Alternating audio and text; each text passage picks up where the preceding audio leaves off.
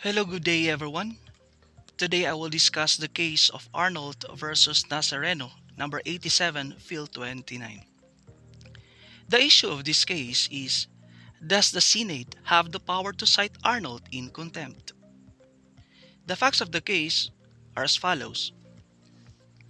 The government, both the Buena Vista and Tambobong estates, the entire amount of the sale was given to Bert through his representative Arnault. Because of the anomalies of the transaction, the Senate investigated the sale transaction.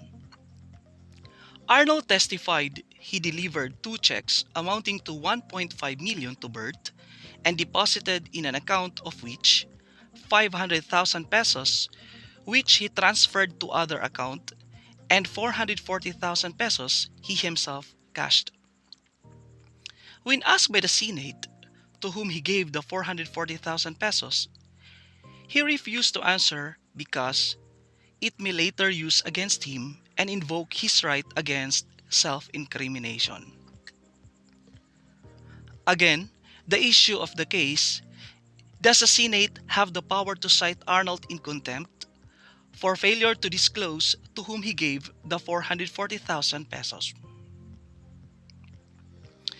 The Supreme Court held yes, Arnold was in contempt because under Article 150 of the Revised Penal Code, the following are the acts punishable.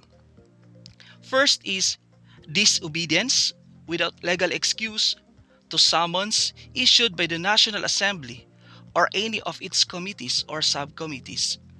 Second, refusal of any person present before a legislative or constitutional body or official to A. Be sworn or placed under affirmation. B.